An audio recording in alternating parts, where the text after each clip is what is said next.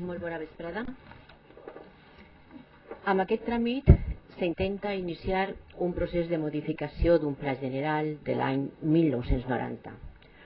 Un Pla General d'Ordenació Urbana evidentment obsolet. I encara que en més d'una ocasió es va intentar fer-ne un de nou, per diferents raons no va tirar cap endavant. Esta serà ja la modificació número 10 i si tirés endavant segur que no seria l'última. Per què no s'ha tingut la previsió i la valentia de dur a terme el que realment necessita Godella?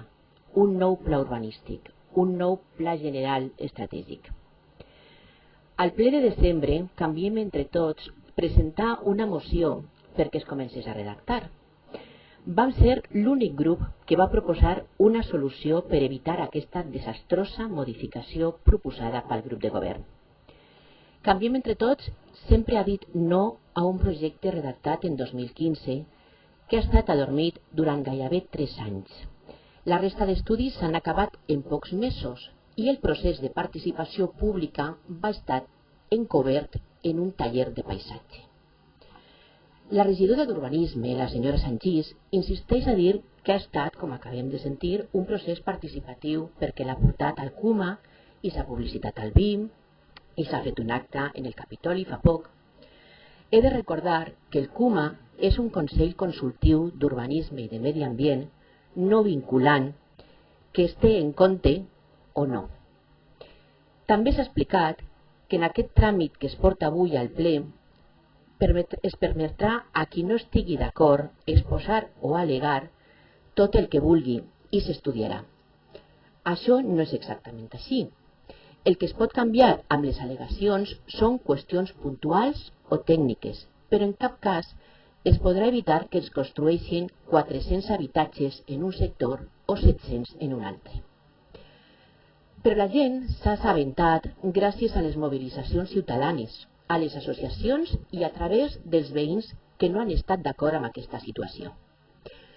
Associació de Godella en lluita contra les inundacions i defensa del medi ambient, Associació de Veïns de Camp Olivar i les plataformes Salvem Godella i Fem Via Horta.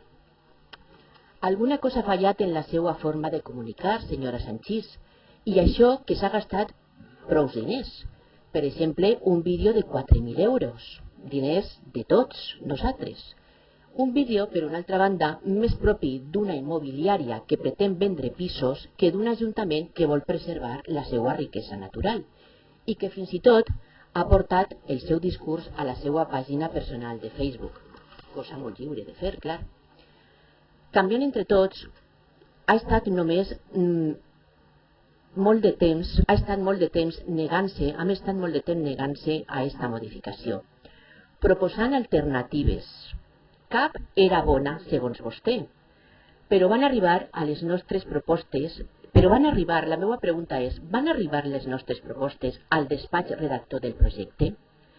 Es va intentar que arribessin les nostres propostes al despatx redactor del projecte? Jo crec que no. Era més fàcil difondre que ningú proposava res. Però ara comptem amb el suport de molta gent que ha sabut comunicar millor que vostè i la gent ho ha entès. La gent ha entès que convertir 75.000 metres quadrats de zona boscosa en un parc dins d'una urbanització no és una bona solució. No serà conseqüència de la mala gestió del parc de la Devesa i de les expropiacions? Fer més de 400 habitatges enfront de consum, els militars i la lloma dels frares no és una bona solució. Augmentar el trànsit en mínim 800 cotxes en aquesta zona entre les rotondes de l'Epla i Consum no és una bona solució. 1.909 habitatges a la zona de Camp Olivar no és una bona solució.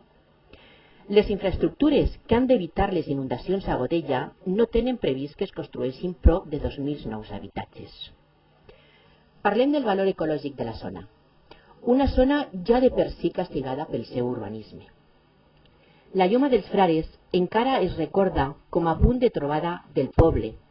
Forma part de la memòria ciutadana, de la història de Godella, com altres zones que no es tenen en compte en aquesta modificació i que cal protegir.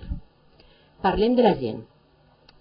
no pot dir-li a la gent que s'ha de preocupar més pels serveis de Godella que pel que veu des de les seues finestres.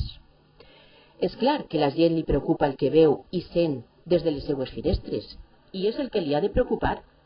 I és la seva responsabilitat procurar que això sigui així, que puguin veure el paisatge del poble des de les seues finestres i, a més, tinguin els serveis que es mereixen.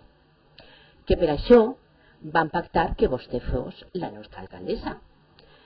En aquesta sala hem defensat la Mola de Paterna, van defensar l'Horta, van defensar una ordenança de l'Arbrat i avui defensarem un urbanisme sostenible i amb perspectiva de gènere demanant una ordenança. Aquesta ha de ser la nostra línia. Des de Canviem Entre Tots ho tenim molt clar i per això votarem no a este tràmit.